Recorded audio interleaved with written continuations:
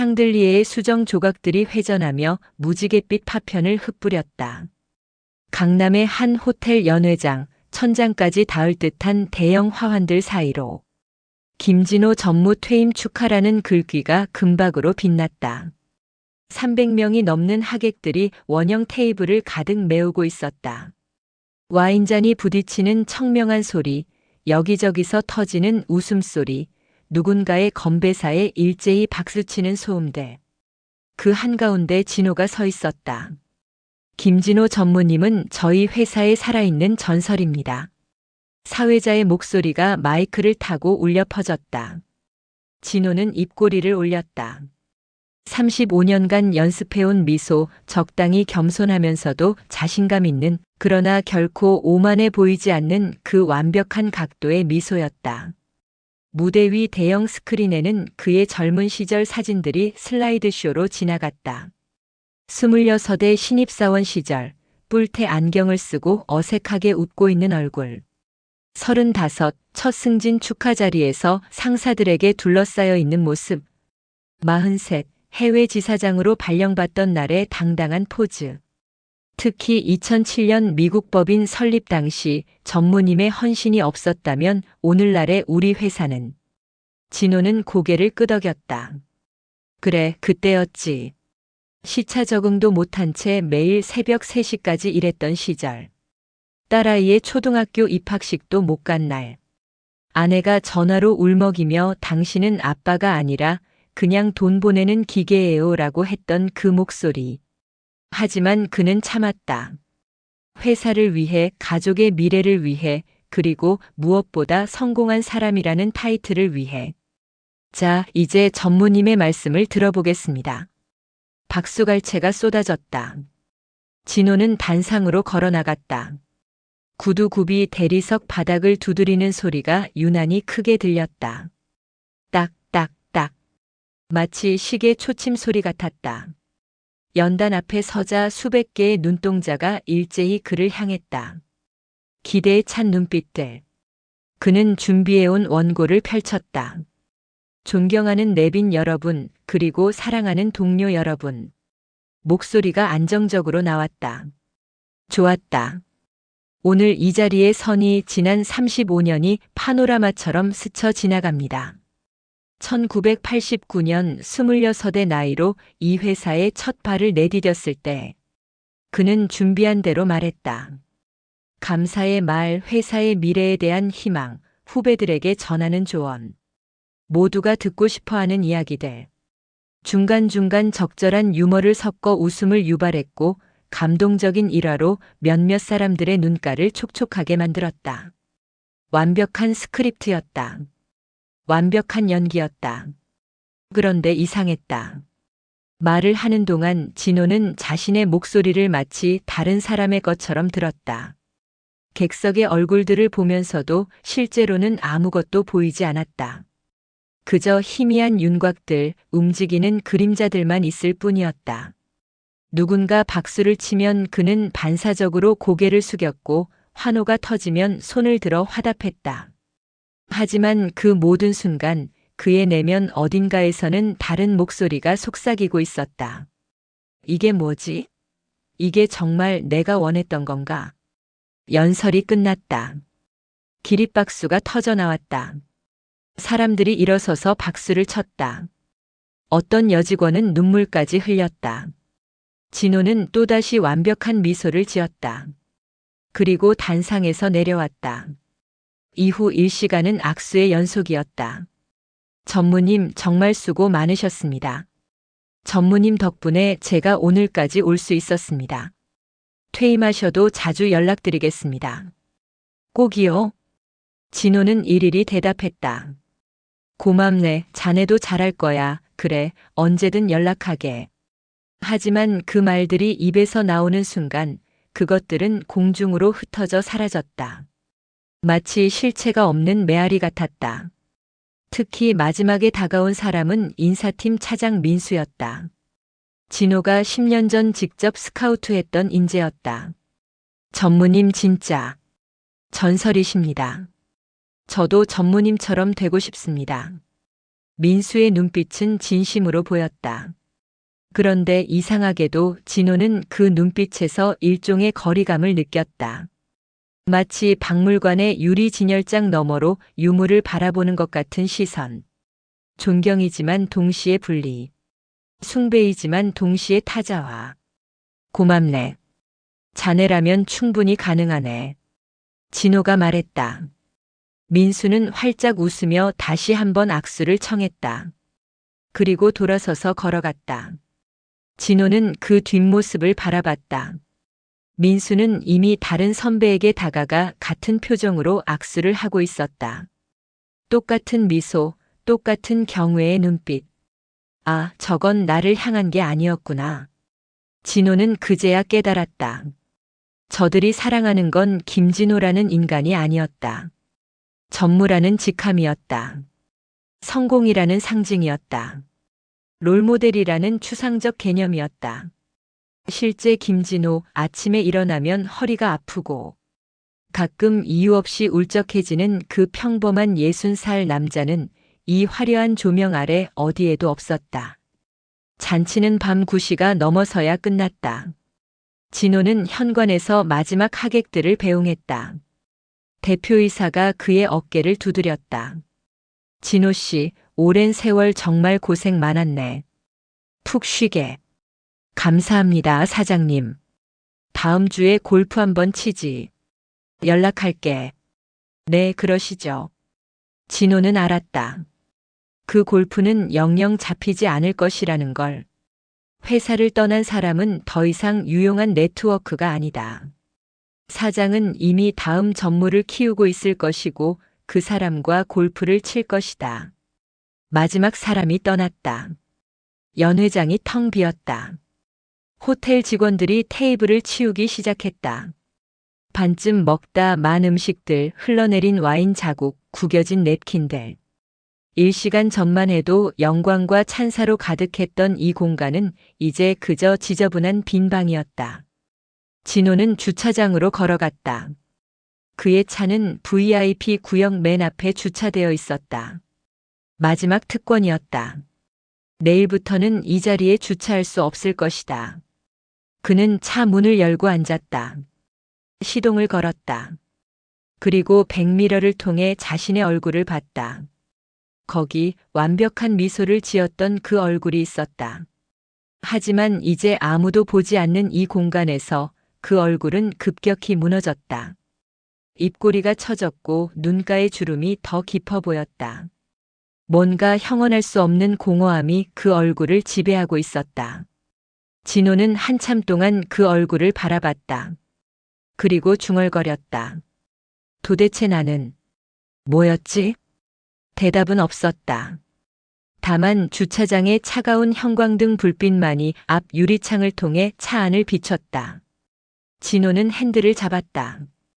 그리고 집으로 가는 길을 운전했다. 익숙한 도로, 익숙한 신호등, 익숙한 건물들. 모든 것이 똑같았다. 하지만 이상하게도 모든 것이 낯설었다. 현관문을 열자 고요함이 진호를 맞이했다. 안에는 이미 잠자리에 들었는지 거실 불만 희미하게 켜져 있었다. 식탁 위에 포스트잇이 붙어 있었다. 냉장고에 미역국 있어요. 데워 드세요. 마이너스 수정. 수정이라는 이름을 보는 순간 진호는 묘한 위화감을 느꼈다. 언제부터였을까? 아내를 여보가 아닌 이름으로 부르게 된 것이. 아니, 애초에 언제부터 서로를 부르는 일 자체가 줄어든 것일까? 그들은 같은 집에 살지만 마치 조심스럽게 경계를 유지하는 룸메이트 같았다. 진호는 구두를 벗고 거실로 들어갔다. 소파에 앉아 넥타이를 풀었다. 35년 동안 매일 아침 맸던 넥타이. 이제 이것도 필요 없어질 것이다. 그는 넥타이를 소파 옆에 던졌다. 그리고 텅 빈 거실을 둘러봤다. 60평대 아파트. 강남의 재건축 단지. 마포구에서 시작해 강동구를 거쳐 마침내 이곳까지 왔다. 성공의 증표였다. 거실 한쪽 벽에는 가족 사진들이 액자에 담겨 걸려 있었다. 딸 지은이의 돌잔치 사진. 환하게 웃고 있는 아내와 아기를 안고 있는 자신. 그때가 1995년이었나. 그는 그날 회사 미팅 때문에 이 시간 늦게 도착했었다. 사진 찍기 직전에 겨우 들어와 급하게 한복으로 갈아입었다. 사진 속의 미소는 진짜였을까 아니면 그때도 연기였을까? 아들 준서의 대학 입학 축하 사진. 2012년. 연세대 경영학과. 진호가 가장 자랑스러워했던 순간이었다. 하지만 그날 밤 준서는 조심스럽게 물었었다. 아빠, 난 사실 문예창작과 가고 싶었는데. 진호는 단호하게 말했었다. 세상이 그렇게 호락호락하지 않아. 경영 전공하고 나중에 취미로 글 쓰면 되지. 준서는 더 이상 말하지 않았다. 그리고 그 이후로 아버지와 아들 사이에 보이지 않는 벽이 생겼다. 진호는 자리에서 일어나 욕실로 향했다. 양치를 하면서 거울을 봤다. 거기 60살의 남자가 있었다. 이마에 주름, 백발이 섞인 머리, 처진 볼살. 객관적으로 보면 나쁘지 않은 얼굴이었다. 꾸준한 운동 덕분에 체형도 유지했고 정장을 입으면 여전히 근사해 보였다. 하지만 그 눈빛은? 진호는 거울에 더 가까이 다가갔다. 자신의 눈을 들여다봤다. 그리고 이상한 현상을 경험했다. 마치 그 눈이 자신의 것이 아닌 것처럼 느껴졌다.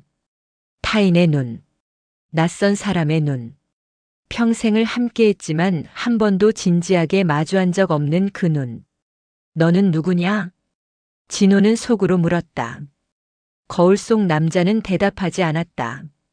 다만 똑같은 표정으로 그를 응시할 뿐이었다. 진호는 손으로 자신의 얼굴을 만져봤다. 따뜻했다. 실제했다. 하지만 동시에 너무나 멀게 느껴졌다. 그는 욕실을 나와 침실로 갔다. 아내가 이미 잠들어 있었다. 규칙적인 숨소리. 진호는 조심스럽게 침대 반대편에 누웠다. 둘 사이에는 50cm 정도의 간격이 있었다. 언제부터 이렇게 됐을까? 신혼 때는 꼭 붙어서 잤었는데. 아내의 머리카락 냄새가 좋아서 코를 박고 잠들곤 했었는데. 진호는 천장을 바라봤다. 어둠 속에서 희미하게 보이는 몰딩. 그는 눈을 감았다. 하지만 잠이 오지 않았다.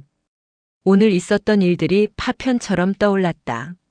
사회자의 목소리, 박수 소리, 악수했던 손들의 감촉, 그리고 그 모든 순간 느꼈던 이상한 공허함. 나는 35년 동안 무엇을 했나? 질문이 머릿속에서 맴돌았다. 대답을 찾으려 했다. 회사를 위해 일했다. 가족을 위해 돈을 벌었다. 사회적으로 성공했다. 존경받는 위치에 올랐다. 그래, 그런 것들을 했다. 하지만 나는, 김진호라는 개인은 무엇을 했나?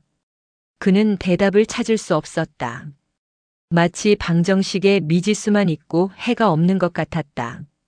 아니, 더 정확히 말하면 나라는 미지수 자체가 처음부터 존재하지 않았던 것 같았다.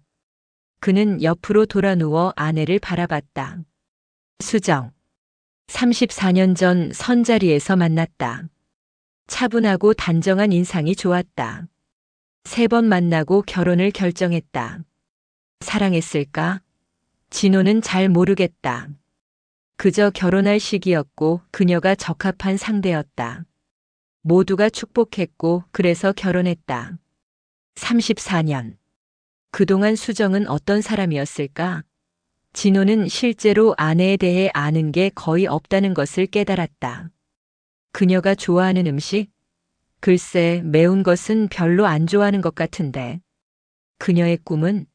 젊었을 때 무엇을 하고 싶어 했는지, 어떤 음악을 듣는지, 요즘 무슨 생각을 하며 사는지. 진호는 아무것도 몰랐다. 34년을 함께 살았지만 그들은 서로에게 여전히 타인이었다. 기능적 파트너십. 아이를 키우고 집을 관리하고 경제적 안정을 유지하는 동업자. 하지만 영혼의 동반자. 진호는 쓴웃음을 지었다. 그때 아내가 뒤척였다. 진호는 재빨리 눈을 감았다. 깨우고 싶지 않았다. 대화하고 싶지 않았다. 무슨 말을 해야 할지 몰랐다. 오늘 잔치 어땠어? 라고 물으면 뭐라고 대답할까? 좋았어? 거짓말이다. 공허했어? 아내는 이해할까? 아니, 그녀도 어쩌면 똑같이 느끼고 있을지 모른다. 하지만 서로 그런 이야기를 하지 않는다. 해서는 안 된다는 암묵적 합의가 있다. 시계를 봤다. 새벽 2시. 진호는 다시 천장을 바라봤다. 그리고 깨달았다. 자신은 평생 역할만 했다는 것을. 직장에서는 유능한 전무. 집에서는 가장. 친구들 사이에서는 성공한 선배. 후배들에게는 멘토. 부모님에게는 자랑스러운 아들. 모두가 원하는 김진호의 역할을 완벽하게 수행했다. 하지만 정작 김진호 자신은 그는 존재하지 않았다. 아니, 정확히는 존재할 시간이 없었다. 역할을 수행하느라 바빴고 타인의 기대에 부응하느라 바빴고 더 높은 곳으로 올라가느라 바빴다. 그 와중에 나라는 존재는 어느새 희미해져 사라졌다. 거울 속의 이방인. 바로 자기 자신이었다. 진호는 이불을 끌어당겼다. 갑자기 추웠다. 5월의 봄밤이었지만 뼛속까지 스며드는 냉기가 느껴졌다. 그것은 날씨 때문이 아니라 60년을 살았지만 정작 자기 자신을 한 번도 만나본 적 없다는 끔찍한 깨달음 때문이었다. 그는 눈을 감았다. 하지만 어둠 속에서도 그 질문은 메아리 쳤다. 나는 누구인가? 진짜 나는 어디에 있는가? 대답은 오지 않았다. 다만 깊은 밤의 정적만이 그를 감쌌다. 그리고 그 정적 속에서 진호는 자신이 지금까지 살아온 60년이 어쩌면 완전히 틀어진 삶이었을지도 모른다는 두려운 예감에 떨었다. 새벽 3시 진호는 여전히 잠들지 못했다. 그저 어둠 속에서 낯선 자기 자신과 처음으로 마주하고 있었다. 아침 햇살이 커튼 사이로 비집고 들어왔다. 진호는 겨우 2시간 잠들었다가 깼다. 몸이 무겁고 머리가 지끈거렸다. 옆자리는 이미 비어 있었다. 아내는 일찍 일어나 필라테스 수업에 갔을 것이다. 매주 토요일 오전 루틴이었다. 진호는 거실로 나와 커피를 내렸다. 휴대폰을 확인했다. 어젯밤 잔치 이후 축하 메시지가 몇 개 와 있었다. 형식적인 문장들. 수고하셨습니다. 앞으로도 건강하십시오. 좋은 제2의 인생 되시길. 진호는 일일이 답장하지 않았다. 무슨 의미가 있을까? 오전 10시쯤 현관 초인종이 울렸다.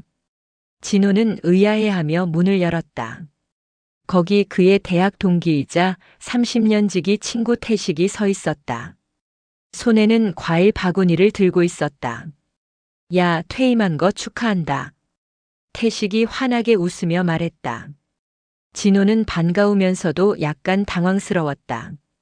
사전 연락도 없이 찾아오다니. 들어와. 갑자기 왜? 퇴임했다며. 축하해줘야지. 어제 잔치는 회사 사람들이랑 하는 거니까 형식적이잖아. 진짜 축하는 친구가 해줘야지. 태식은 거실로 들어와 소파에 편하게 앉았다. 진호는 커피를 한 잔 더 내렸다. 둘은 마주 앉았다. 그래, 기분이 어때? 후련하지? 태식이 물었다. 진호는 잠시 망설이다가 대답했다. 글쎄, 복잡하네. 그럴만하지. 35년이면 인생의 절반 이상인데. 근데 이제 자유야, 자유. 하고 싶은 거 다 할 수 있잖아. 진호는 쓴웃음을 지었다. 하고 싶은 건? 그게 뭔지도 모르겠는데. 너는 요즘 어때? 진호가 물었다. 태식은 작은 인쇄소를 운영하고 있었다. 한때 잘 나갔지만 디지털 시대가 오면서 점점 어려워졌다는 소식을 들었었다. 아, 나? 뭐 그럭저럭. 장사가 예전 같지는 않지만 먹고는 살지. 태식의 표정이 순간 어두워졌다가 금방 밝아졌다. 그나저나 진호야, 사실 오늘 온 이유가. 태식은 잠시 머뭇거렸다. 그리고 조심스럽게 말을 이었다. 너한테 부탁이 하나 있어서. 진호의 가슴이 철렁 내려앉았다. 30년 우정 끝에 나오는 부탁이라는 단어. 그는 이미 짐작했다. 사실 요즘 사업이 좀 어려워. 은행 대출 이자도 밀리고. 그래서 말인데 혹시 5천만 원 정도만 빌려줄 수 있을까? 6개월만. 6개월 안에 꼭 갚을게. 이자도 붙여서. 태식의 목소리는 간절했다. 하지만 진호는 그 간절함 뒤에 숨은 다른 것들을 보았다. 그의 눈빛에 어른거리는 계산, 퇴임금을 받았을 거라는 추측, 그리고 거절하지 못할 거야라는 확신. 태식아. 알아, 갑자기 이런 부탁해서 미안해. 근데 너밖에 없어. 진짜야. 다른 애들한테는 이미 다 빌렸고. 너만 믿는다. 진호는 커피잔을 내려놓았다. 손이 미세하게 떨렸다. 내가 지금 형편이 그렇게 좋지 않아. 퇴임금은 받았지만 앞으로 수입이 없잖아. 애들 결혼 자금도 생각해야 하고. 알아. 그래도 너는 그동안 잘 모아뒀잖아. 강남에 아파트도 있고. 나는 진짜 급해. 다음 달까지 못 갚으면 인쇄소 문 닫아야 해. 태식의 목소리에 초조함이 섞였다. 진호는 그 순간 이상한 기분을 느꼈다. 과거에도 태식은 몇 번 돈을 빌린 적이 있었다. 100만 원, 200만 원. 항상 곧 갚을게라고 했지만 실제로 갚은 적은 한 번도 없었다. 진호도 굳이 독촉하지 않았다. 친구니까. 그게 우정이니까. 하지만 5천만 원은 차원이 달랐다. 태식아, 솔직히 말해서 전에 빌려간 돈도 아직 못 받았잖아. 태식의 얼굴이 순간 굳었다. 그게 미안해. 진짜 미안해. 그것도 이번에 다 갚을게. 한꺼번에. 넌 매번 그렇게 말했어. 진호의 목소리에 처음으로 날이 섰다. 태식은 당황한 표정을 지었다. 야, 진호야. 우리 30년 친구잖아. 친구 어려울 때 도와주는 게 당연한 거 아니야? 친구면 돈을 갚아야 하는 것도 당연한 거 아닐까? 침묵이 흘렀다. 태식의 얼굴이 붉어졌다. 아, 그래. 알겠어. 내가 그렇게 나오는구나. 좋아. 나간다. 태식이 벌떡 일어났다.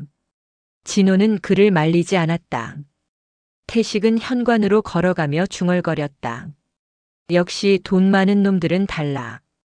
친구도 돈으로 보는구나. 그 말이 진호의 가슴에 비수처럼 꽂혔다. 하지만 동시에 분노가 치밀었다. 태식아. 진호가 불렀다. 태식이 돌아봤다. 너는 친구를 뭘로 봤어? ATM 기계? 태식의 얼굴이 일그러졌다. 좋아. 내 말이 맞아. 내가 잘못했어. 미안해. 근데 진호야, 너도 알잖아. 나는 너처럼 잘 풀리지 않았어. 너는 대기업 다니고 강남에 살고 여유롭게 퇴임했지만 나는 매일 쪼들리면서 살아. 그게 내 잘못이야? 아니, 내 잘못이 아니야. 근데 그게 내 책임도 아니잖아. 태식은 더 이상 말하지 않았다. 그저 진호를 한참 쳐다보다가 문을 열고 나갔다. 쾅. 문이 닫히는 소리가 유난히 크게 울렸다. 진호는 소파에 주저앉았다. 손이 떨렸다. 30년 우정이 5분 만에 금이 갔다. 아니, 어쩌면 진작 금이 가 있었는지도 몰랐다. 다만 서로 모른 척 했을 뿐. 그날 저녁 딸 지은에게서 전화가 왔다. 아빠, 퇴임 축하해요. 고맙다. 건강은 좀 어때요? 응, 괜찮아. 짧은 침묵이 흘렀다. 지은이 조심스럽게 말을 꺼냈다. 아빠, 다음 달에 결혼식 올리잖아요. 그래. 그게 신랑 쪽에서 집 마련을 부모님이 도와주신대요. 그래서 우리 쪽도. 진호는 한숨을 쉬었다. 얼마나 필요해? 2억 정도요? 아빠 퇴임금 받으셨으니까. 가능하시죠? 가능하냐고. 진호는 쓴웃음을 지었다. 가능하다. 하지만 그 말투. 당연히 해주실 거죠? 라는 그 뉘앙스. 지은아, 아빠가 그동안 너한테 해준 게 뭐야? 예. 갑자기 왜 그러세요? 궁금해서. 아빠가 너한테 해준 게 뭔지. 학비 대주시고 유학 보내주시고 차도 사주시고. 그래, 돈. 돈만 대줬네. 아빠 무슨 말씀을. 아빠가 너 초등학교 운동회 몇 번이나 갔는지 알아? 지은은 대답하지 못했다. 한 번도 못 갔어. 매번 회사 일 때문에. 너 피아노 발표회도 못 갔고 졸업식도 겨우 끝나고 도착했지. 근데 돈은 많이 줬어. 그게 아빠가 해준 거야. 아빠, 왜 갑자기 이러세요? 제가 뭘 잘못했어요? 진호는 후회했다. 딸에게 왜 이런 말을 하는 건지. 하지만 멈출 수 없었다. 미안해. 아빠가 이상해졌나 봐. 돈은 줄게. 근데 지은아, 아빠한테 돈 말고 다른 걸 기대한 적 있어? 긴 침묵 끝에 지은이 작게 말했다. 없어요. 그 한마디가 진호의 심장을 관통했다. 지은이 다시 말했다. 아빠는 항상 바빴잖아요. 그래서 저도 아빠한테 돈 말고 뭘 바라면 안 되는 줄 알았어요. 어렸을 때부터요. 진호는 말문이 막혔다. 돈 드릴게. 계좌번호 보내. 감사합니다, 아빠. 전화가 끊겼다. 감사합니다. 아빠가 아니라 돈 주는 사람에게 하는 인사말 같았다. 진호는 휴대폰을 내려놓았다. 거실은 고요했다. 아내는 아직 돌아오지 않았다. 그는 혼자였다. 완전히 혼자였다. 그리고 깨달았다. 사람들은 그를 사랑하지 않았다. 그들은 그가 제공하는 것을 사랑했다. 회사는 그의 노동력을, 친구는 그의 재력을, 딸은 그의 경제적 지원을. 김진호라는 인간 자체는 아무도 원하지 않았다. 밤이 깊어갔다. 진호는 어둠 속에 앉아 60년 인생이 얼마나 허망한 거래의 연속이었는지 뼈저리게 느꼈다. 박 PD의 잔잔한 철학을 시청하고 계십니다. 월요일 아침 진호는 평소 습관대로 일찍 일어났다. 출근할 곳이 없는데도 몸은 알람 없이 6시에 깼다. 35년간 새겨진 생체 리듬이었다. 그는 한참을 침대에 누워 천장을 바라봤다. 오늘 뭘 해야 하지? 아무 계획도 없었다. 아침 식사 후 진호는 동네 산책을 나갔다. 평일 오전에 아파트 단지는 한산했다. 일하러 간 사람들, 학교 간 아이들. 남은 건 은퇴자들과 주부들 뿐이었다. 진호는 처음으로 자신이 남은 사람들 범주에 속한다는 걸 실감했다. 벤치에 앉아 있는데 같은 아파트에 사는 이웃 박 사장이 다가왔다. 부동산 중개업을 하는 60대 중반 남자였다. 김 전무님, 퇴임하셨다면서요? 축하드립니다. 박 사장의 목소리는 밝았지만 진호는 그 눈빛에서 묘한 빛을 감지했다. 호기심? 우월감? 네, 감사합니다. 이제 편하게 사시겠네요. 부럽습니다. 저는 아직도 발품 팔아야 하는데. 박 사장은 그렇게 말했지만 표정에는 동정 같은 게 어려 있었다. 마치 이제 한물 같네라고 말하는 것 같았다. 그나저나 혹시 사모님이 관리비 연체된 거 아세요? 지난달 것까지 밀렸던데. 진호는 깜짝 놀랐다. 예. 그게 무슨. 제가 관리사무소 이사라서 알게 됐어요. 실수하셨나 봐요. 확인해 보세요. 박 사장은 그렇게 말하고 지나갔다. 하지만 진호는 알았다.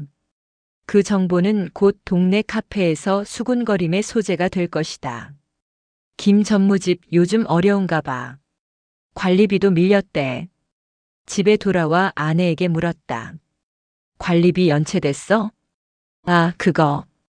카드값이 좀 많이 나와서 이번 달에 같이 낼 생각이었어요. 왜 말 안 했어? 말하면 뭐해요? 잔소리만 들을 텐데. 아내의 목소리는 무덤덤했다. 진호는 더 묻지 않았다. 그들의 대화는 항상 이랬다. 필요한 정보만 교환하는 업무보고 같은. 오후에 대학 동문회 단톡방에 메시지가 떴다. 동기 모임 6월 10일 저녁 7시, 압구정 한정식. 참석 여부 댓글로. 진호는 참석한다고 답했다. 오랜만에 친구들을 만나면 기분이 나아질까 싶었다. 6월 10일 진호는 약속 장소에 도착했다. 이미 10명 정도가 와 있었다. 그들은 진호를 보자 반갑게 맞이했다. 오, 진호. 오랜만이다. 퇴임했다며? 축하해. 진호는 자리에 앉았다. 술이 돌기 시작하자 대화가 무르익었다. 각자의 근황을 나눴다. 누구는 아직 현역이고 누구는 작년에 은퇴했고 누구는 자영업을 시작했고 그러다 한 동기가 태식 이야기를 꺼냈다. 야, 너희 태식이 요즘 완전 힘들다던데? 응, 인쇄소가 망해가고 있대. 맞아. 지난번에 나한테도 돈 빌려달라고 하더라. 나는 거절했지만 그 순간 여러 시선이 진호에게 쏠렸다. 누군가 조심스럽게 물었다. 진호야, 너도 태식한테 돈 빌려달라는 얘기 들었어? 진호는 잠시 망설이다가 고개를 끄덕였다. 응. 5천 요구하더라. 5천? 와, 대박. 너 줬어? 아니. 순간 미묘한 침묵이 흘렀다. 그리고 누군가 말했다.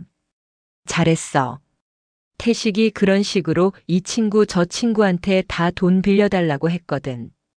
나도 거절했어. 다른 동기가 거들었다. 맞아. 불쌍하긴 한데 솔직히 태식이 자업자득 아니야? 경영을 잘못한 거지. 그러니까. 우리가 뭐 책임질 필요 없잖아. 진호는 그들의 대화를 들으며 불편함을 느꼈다. 그들은 태식에 대해 불쌍하다고 말했지만 그 불쌍함은 진짜 연민이 아니었다. 오히려 나는 저렇게 안 됐어라는 안도감에 가까웠다. 그래도 30년 넘게 알고 지낸 친구인데 좀 도와줘야 하는 거 아니야? 진호가 조심스럽게 말했다. 동기들이 그를 쳐다봤다. 야, 진호야. 내 돈이니까 내가 주고 싶으면 줘. 근데 솔직히 태식이 그거 받아서 회생할 것 같아? 밑 빠진 독에 물 붓기야. 맞아. 그리고 한 번 주면 계속 달라고 할걸? 차라리 처음부터 선 긋는 게 서로한테 나아. 진호는 반박하지 못했다. 그들 말이 합리적으로 들렸기 때문이다. 하지만 동시에 섬뜩했다. 이 사람들은 태식의 불행을 진심으로 슬퍼하지 않았다.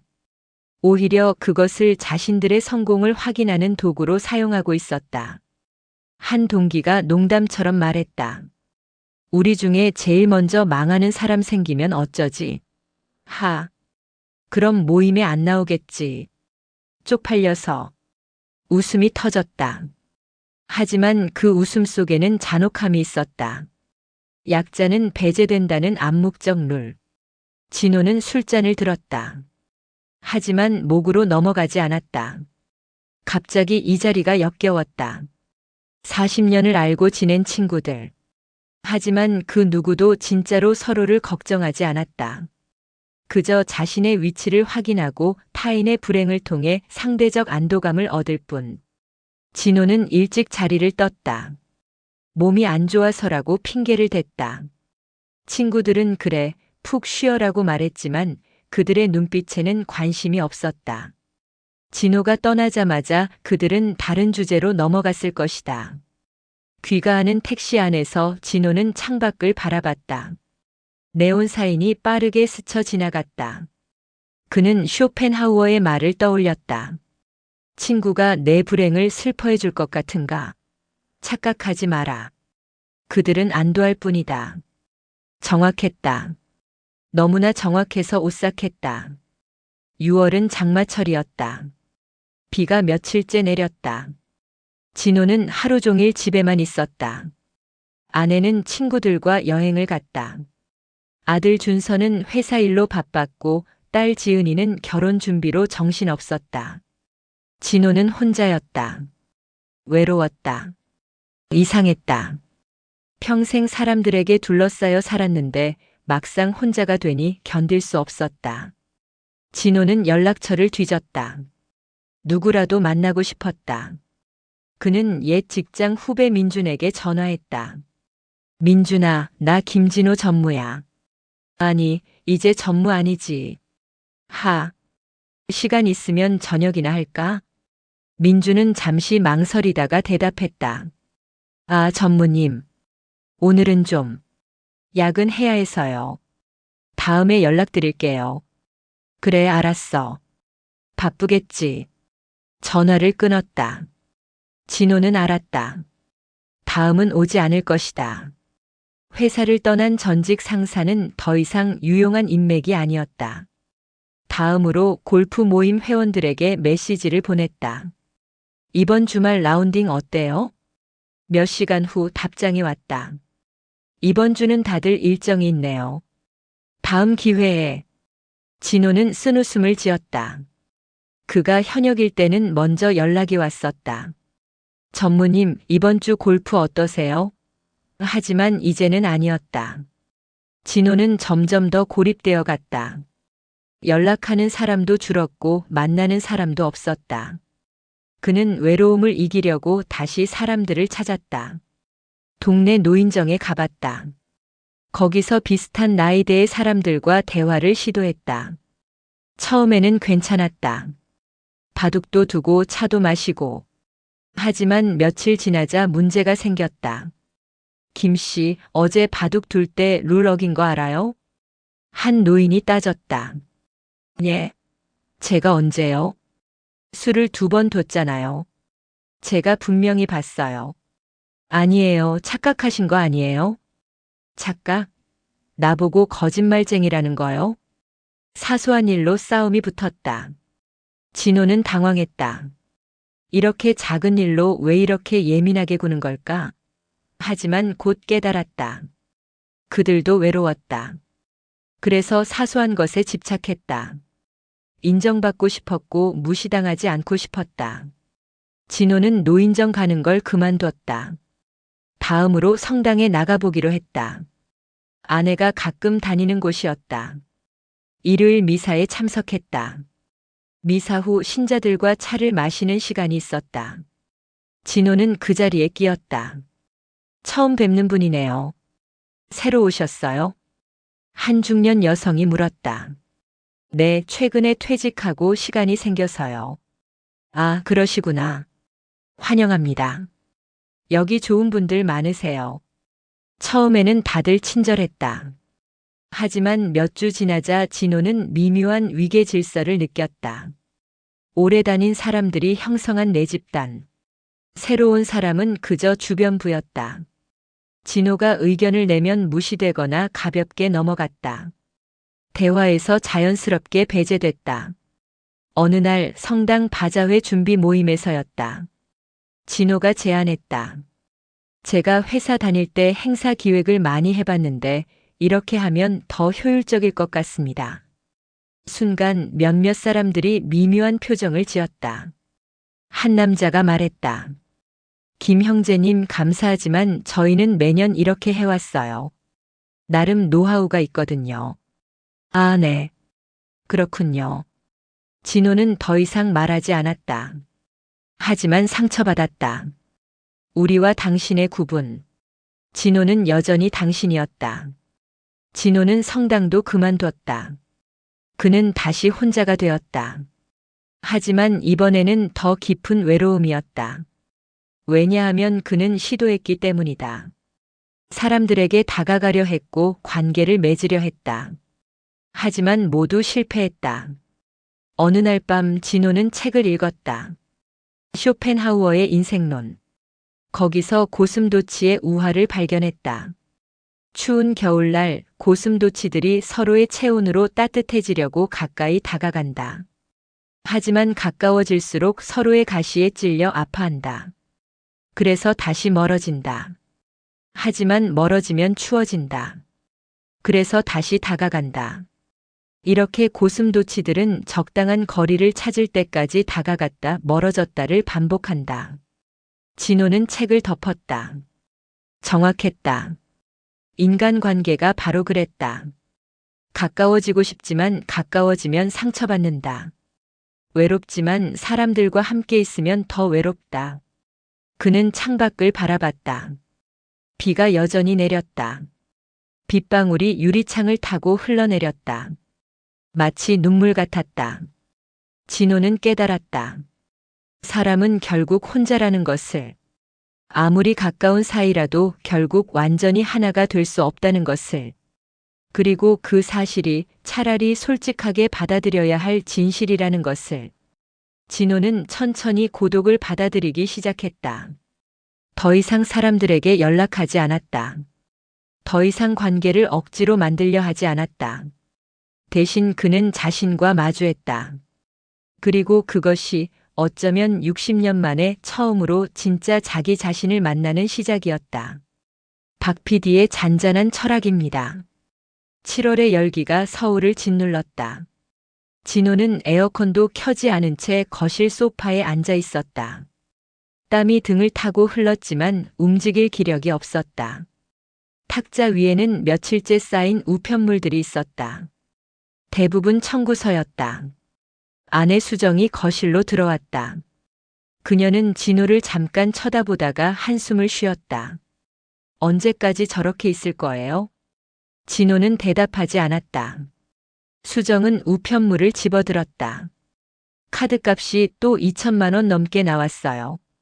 지은이 결혼 준비 때문에. 그리고 보험료, 관리비, 재산세. 알았어. 진호의 목소리는 지쳐 있었다. 수정은 우편물을 탁자에 내려놓으며 말했다. 당신 도대체 뭐 하는 거예요?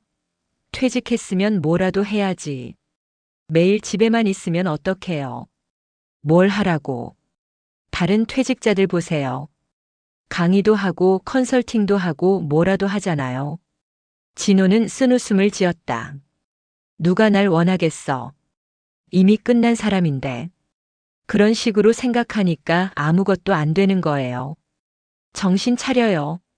수정의 목소리가 높아졌다. 진호는 그녀를 쳐다봤다. 34년을 함께 산 여자. 하지만 지금 그녀의 눈빛에는 연민도 이해도 없었다. 그저 초조함과 불안만 있었다. 당신 걱정하는 거 알아. 돈 걱정이지. 당연하죠. 앞으로 수입 없이 어떻게 살아요? 퇴직금은 금방 바닥날 거고. 그럼 당신이 벌어. 순간 수정의 얼굴이 굳었다. 뭐라고요? 나 혼자 35년 벌었잖아. 이제 당신이 벌어봐. 당신 지금 정신 있어요? 내가 집안일하고 애들 키우느라 얼마나 고생했는데. 알아. 고마워. 근데 나도 고생했어. 이제 좀 쉬면 안 돼? 수정은 더 이상 말하지 않았다. 그녀는 진호를 한참 쳐다보다가 방으로 들어가 버렸다. 문 닫히는 소리가 크게 울렸다. 진호는 다시 소파에 기댔다. 천장의 얼룩을 바라봤다. 저 얼룩은 언제부터 있었을까? 10년? 15년? 그동안 한 번도 신경 쓰지 않았다. 집에 있는 시간이 너무 짧았으니까. 핸드폰이 울렸다. 은행에서 온 문자였다. 대출 이자 연체 안내. 7월 15일까지 미납시 연체이자가 추가 부과됩니다. 진호는 핸드폰을 내려놓았다. 대출. 그래, 대출도 있었다. 아파트 담보대출 5억. 매달 이자만 200만 원. 퇴직 전에는 월급으로 감당할 수 있었다. 하지만 이제는 퇴직금에서 까먹어야 했다. 계산해봤다. 퇴직금 8억. 딸 결혼 자금 2억. 아들 사업 자금 지원 1억. 각종 빚 1억. 남은 건 4억. 매달 생활비와 이자로 300만 원씩 나간다면 10년? 아니, 아내의 소비 패턴을 고려하면 7년? 70세가 되면 빈털터리. 진호는 머리를 감출다. 숨이 막혔다. 평생 성실하게 일했다. 저축했다. 투자도 조심스럽게 했다. 그런데 이게 끝이라고. 그날 밤 진호는 처음으로 심각하게 생각했다. 차라리 사라지면 어떨까? 무서운 생각이었다. 하지만 동시에 유혹적이었다. 모든 게 사라지는 것. 걱정도 책임도 기대도 실망도. 전부 끝나는 것. 그는 베란다로 나갔다. 26층이었다. 아래를 내려다봤다. 까마득했다. 불빛들이 반짝였다. 아름다웠다. 뛰어내리면 5초, 6초, 그리고 모든 게 끝난다. 진호는 난간을 잡았다. 손이 차가웠다. 심장이 빠르게 뛰었다. 이렇게 끝내면 편할까? 하지만 뛰어내리지 못했다. 비겁해서가 아니라 너무 허무해서였다. 60년을 살았는데 이렇게 끝낸다고. 아무 의미도 없이. 진호는 난간에서 손을 떼었다. 안으로 들어왔다. 그리고 침대에 쓰러져 누웠다. 그날 밤 진호는 울었다. 60년 살면서 처음으로 제대로 울었다. 소리내서 온몸으로 참지 않고 울었다. 베개에 얼굴을 묻고 흐느꼈다. 모든 게 무너졌다. 명예도 자존심도 역할도. 남은 건 부서진 인간 하나뿐이었다. 1시간을 울고 나니 이상한 기분이 들었다. 텅 빈 느낌. 하지만 동시에 가벼운 느낌. 마치 평생 짊어졌던 짐을 내려놓은 것 같았다. 더 이상 잃을 게 없었다. 바닥이었다. 하지만 바닥은 동시에 견고했다. 더 이상 추락할 곳이 없다는 것은 이제 오를 일만 남았다는 뜻이기도 했다. 진호는 창밖을 바라봤다. 동이 트고 있었다. 새벽 5시. 그는 일어나 세수를 했다. 거울 속에 자신을 봤다. 눈이 붓고 얼굴이 상했다. 하지만 이상하게도 그 얼굴이 예전보다 진짜 같았다. 포장되지 않은, 가공되지 않은 날 것 그대로의 인간. 진호는 중얼거렸다. 좋아. 이제 여기서부터 시작이다. 무엇의 시작인지는 몰랐다. 하지만 확실한 건 더 이상 과거의 김진호로 살 수 없다는 것이었다. 그 김진호는 죽었다. 이제 새로운 김진호를 만들어야 했다. 아니, 만들 필요도 없었다. 그저 진짜 자신을 발견하면 됐다. 8월이 되었다. 진호는 조용히 자신만의 루틴을 만들어갔다. 새벽 5시 기상. 하지만 예전처럼 출근 준비를 하는 게 아니었다. 그는 운동복으로 갈아입고 집 근처 한강공원으로 나갔다. 아직 해가 뜨기 전 공원은 고요했다. 조깅하는 사람 몇 명, 자전거 타는 사람 몇 명. 진호는 그들과 눈인사도 하지 않았다. 그냥 걸었다. 1시간을 걸었다. 천천히 아무 생각 없이. 발이 땅을 밟는 감촉에 집중했다. 강바람이 얼굴을 스치는 느낌. 새들의 지저귐. 물소리. 처음에는 어색했다. 머릿속이 시끄러웠다. 이러고 있을 때가 아닌데 뭔가 해야 하는데 시간을 낭비하고 있어. 하지만 며칠 지나자 그 소음이 잦아들었다. 생각이 줄었다. 그냥 걷기만 했다. 집에 돌아오면 샤워하고 간단히 아침을 먹었다. 아내는 여전히 자고 있었다. 요즘 둘은 거의 대화하지 않았다. 같은 공간에 있지만 다른 시간을 살았다. 오전 시간 진호는 책을 읽었다. 평생 독서를 하지 않았다. 업무 관련 서적, 자기계발서, 경제지 정도가 전부였다. 하지만 이제는 달랐다. 그는 서점에 가서 무작위로 책을 샀다. 철학, 문학, 역사, 과학. 분야를 가리지 않았다. 쇼펜하우어를 다시 읽었다. 이번에는 더 깊이 들어갔다. 인간의 행복은 그가 가진 것이 아니라 그가 무엇인가에 달려 있다. 진호는 이 문장을 곱씹었다. 평생 가지는 것에 집중했다. 더 높은 직급, 더 많은 연봉, 더 큰 집, 더 좋은 차. 하지만 무엇인가는 자신이 어떤 사람인지는 한 번도 생각해 본 적 없었다. 고독한 사람은 완전히 자기 자신이다. 따라서 그 안에 무언가 있다면 그는 모든 것을 가진 것이다. 진호는 밑줄을 그었다. 그렇다. 고독 속에서 비로소 자기 자신과 마주할 수 있다. 타인의 시선, 평가, 기대가 사라졌을 때 남는 것이 진짜 자신이다. 니체도 읽었다. 차라투스트라는 이렇게 말했다. 너희는 고독 속으로 도망쳐야 한다. 너희는 시장의 소음과 파리떼로부터 너무 멀리 떨어져 살았다. 진호는 웃었다. 자신이 평생 살았던 곳이 바로 시장이었다.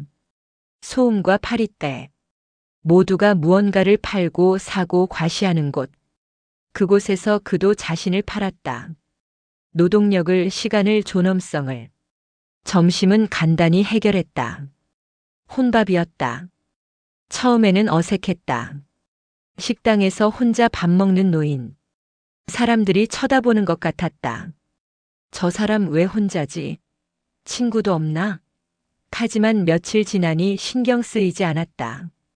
타인의 시선이 중요하지 않게 됐다. 오후에는 글을 썼다.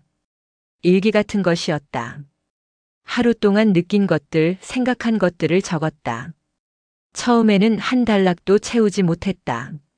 쓸 말이 없었다. 평생 자기 생각을 정리해 본 적이 없었으니까. 하지만 계속 쓰다 보니 조금씩 나왔다. 오늘 산책하면서 까치를 봤다. 나뭇가지에 앉아 울고 있었다.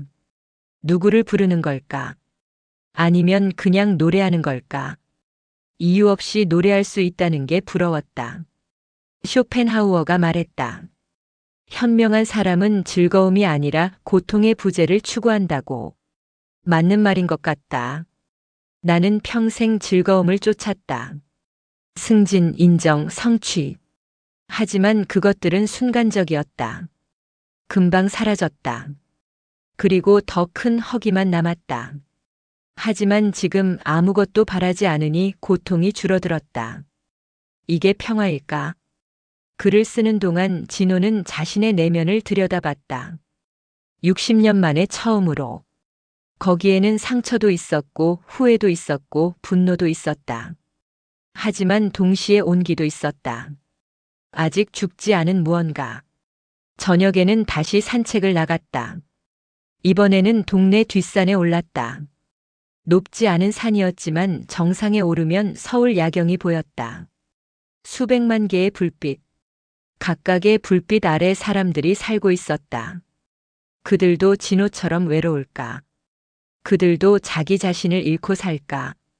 진호는 바위에 앉아 한참을 바라봤다. 바람이 불었다. 시원했다. 그는 눈을 감았다. 고요했다. 머릿속이, 가슴속이, 온몸이 고요했다. 더 이상 무언가를 증명하려는 조바심이 없었다. 누군가에게 인정받아야 한다는 강박이 없었다. 성공해야 한다는 압박이 없었다. 그저 존재하는 것만으로 충분했다. 진호는 그 순간을 알았다. 이것이 자유라는 것을. 며칠 후 아들 준서가 집에 들렀다. 아빠, 요즘 뭐 해? 산책하고 책 읽고. 그게 다야? 응. 준서는 걱정스러운 표정을 지었다. 아빠, 우울증 아니야? 병원 가봐. 진호는 웃었다. 아니야. 난 지금 괜찮아. 어쩌면 인생에서 가장 괜찮을지도. 하지만, 준서야, 아빠가 물어볼게. 너는 행복해? 준서는 대답하지 못했다. 진호가 계속 말했다. 넌 명문대 나와서 대기업 다니잖아. 아빠가 원했던 길이야. 근데 너는 행복하니? 모르겠어요. 그럼 뭐 하고 싶은데? 준서는 한참을 망설이다가 조심스럽게 말했다. 사실, 소설 쓰고 싶어요. 아직도. 진호는 아들을 바라봤다. 30살의 청년. 하지만 여전히 아버지의 승인을 기다리는 소년 같았다. 그럼 써. 예. 소설 써. 내 인생이잖아. 하지만 아빠가 그러셨잖아요. 경영 전공하고. 아빠가 틀렸어. 미안해. 준서의 눈이 커졌다. 평생 처음 듣는 말이었다. 아버지의 사과. 아빠는 너한테 아빠의 꿈을 강요했어. 아빠가 이루지 못한 성공을.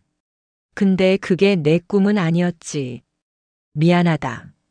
준서의 눈시울이 붉어졌다. 아빠. 준서야, 아빠는 60년 만에 깨달았어. 타인의 기대대로 사는 건 사는 게 아니라는 걸. 너는 더 일찍 깨달았으면 좋겠다. 부자는 한참을 말없이 앉아 있었다. 그리고 처음으로 진짜로 대화를 나눴다. 역할이 아닌 인간 대 인간으로. 박 PD의 잔잔한 철학과 함께 하십니다. 10월이 되었다. 단풍이 물들기 시작했다. 진호는 변했다. 외모도 변했다. 머리를 짧게 자르고 정장 대신 편한 옷을 입었다. 체중도 줄었다. 하지만 가장 큰 변화는 눈빛이었다. 더 이상 불안해하지 않는 눈. 더 이상 인정을 구걸하지 않는 눈. 고요하지만 또렷한 자기 자신을 아는 사람의 눈. 어느 날 진호는 오랜만에 카페에 갔다. 동네의 작은 카페였다. 구석 자리에 앉아 책을 읽고 있는데 누군가 다가왔다. 진호 씨? 고개를 들었다. 옛 회사 동료 성훈이었다. 같이 일했던 2사급 간부. 오, 성훈 씨.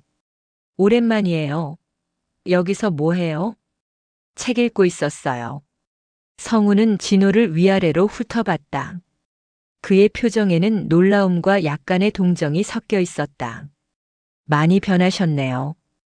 야위셨고. 요즘 어떻게 지내세요? 잘 지내요. 재취업은 생각 안 하세요? 컨설턴트로 활동하는 전직 임원들 많던데. 아니요. 그럴 생각 없어요. 성우는 당황한 표정을 지었다. 그럼 뭐 하세요? 산책하고 책 읽고 생각하고. 그게 다예요? 네. 침묵이 흘렀다. 성우는 뭐라고 말해야 할지 모르는 표정이었다. 그는 진호가 실패한 사람이 됐다고 생각하는 것 같았다. 아무것도 안 하는 사람. 무기력한 사람. 힘내세요, 진호 씨. 나이 들면 다들 그렇죠, 뭐. 저도 언젠간 그렇게 될 테고. 성우는 어깨를 두드리고 갔다. 동정 어린 제스처였다. 진호는 웃었다. 예전 같았으면 화가 났을 것이다. 무시당했다고 느꼈을 것이다. 하지만 이제는 아니었다. 성훈이 불쌍히 여기든 말든 그건 성훈의 문제였다. 진호의 문제가 아니었다. 진호는 다시 책을 폈다. 세네카의 인생의 짧음에 대하여. 대부분의 사람들은 살아있는 게 아니라 살아갈 준비만 하다가 죽는다. 진호는 고개를 끄덕였다. 자신이 바로 그랬다. 60년간 진짜 인생을 준비만 했다. 승진하면 정년까지 버티면 은퇴하면 그때 진짜 살겠다고 생각했다. 하지만 그 그때는 오지 않았다. 항상 다음만 있었다. 하지만 이제는 달랐다. 지금 이 순간이 인생이었다. 카페에 앉아 책을 읽는 이 순간. 강변을 걷는 이 순간. 석양을 바라보는 이 순간. 11월 진호는 처음으로 혼자 여행을 떠났다. 강원도 산골 마을이었다. 작은 펜션을 빌려 일주일 묵었다. 아무것도 하지 않았다. 그냥 산을 바라보고 별을 봤다. 밤에는 벽난로에 불을 피우고 앉아 있었다. 완벽한 고독이었다. 그리고 완벽한 평화였다. 어느 날 저녁 펜션 주인 할머니가 물었다. 혼자 오셨어요? 네. 외롭지 않으세요? 진호는 생각했다. 외로운가? 아니었다. 혼자 있지만 외롭지 않았다. 왜냐하면 진짜 자기 자신과 함께 있었으니까. 아니요. 괜찮아요. 할머니는 고개를 끄덕였다.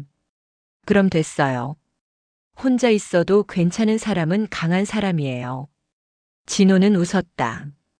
서울로 돌아왔을 때 아내가 말했다. 당신 요즘 많이 변했어요. 그래요? 네. 예전엔 늘 불안해 보였는데 지금은 편안해 보여요. 진호는 아내를 쳐다봤다. 34년을 함께 살았지만 지금 처음으로 제대로 보는 것 같았다. 수정 씨도 많이 외로웠죠? 아내는 놀란 표정을 지었다. 그리고 천천히 고개를 끄덕였다. 네. 미안해요. 나 때문에. 아니에요. 나도 잘못한 게 많아요.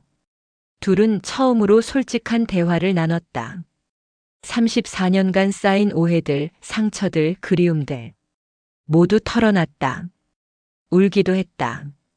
그리고 깨달았다. 그들은 서로를 미워한 적이 없었다. 다만 서로를 몰랐을 뿐이었다.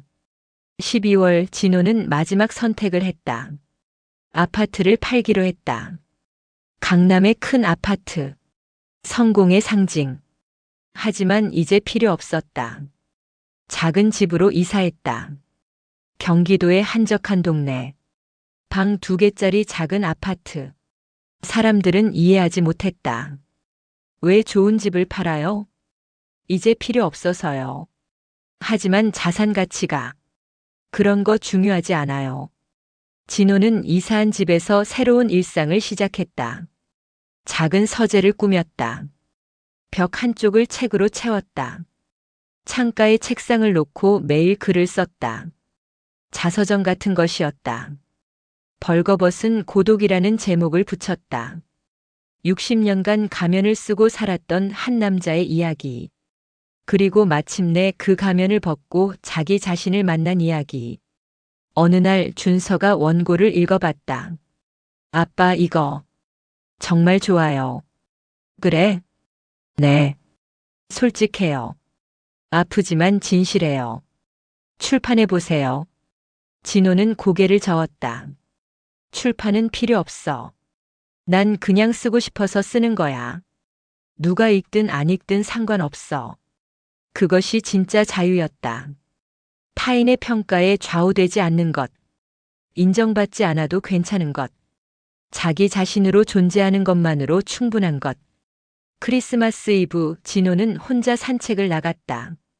거리는 사람들로 붐볐다. 커플들, 가족들, 친구들. 모두 행복해 보였다. 진호는 혼자였다. 하지만 외롭지 않았다. 그는 벤치에 앉았다. 하늘을 올려다봤다. 별이 보였다. 도시에서 보기 드문 별. 진호는 중얼거렸다. 나는 이제야 나를 만났다. 60년이 걸렸다. 하지만 늦지 않았다. 진짜 인생은 지금부터였다. 타인의 시선에서 벗어나 타인의 기대에서 자유로워지고 타인의 인정 없이도 존재할 수 있는 그런 인간이 되었다. 진호는 일어나 집으로 걸어갔다. 작지만 따뜻한 집. 그곳에서 그는 책을 읽고 글을 쓰고 생각할 것이다. 혼자서. 하지만 충만하게. 품이 있는 고립. 그것이 김진호가 60년 만에 찾은 진짜 자유였다. 별빛 아래 그의 발걸음은 가벼웠다. 더 이상 짐이 없었으니까. 더 이상 가면이 없었으니까. 오직 김진호 그 자신으로만 남았으니까.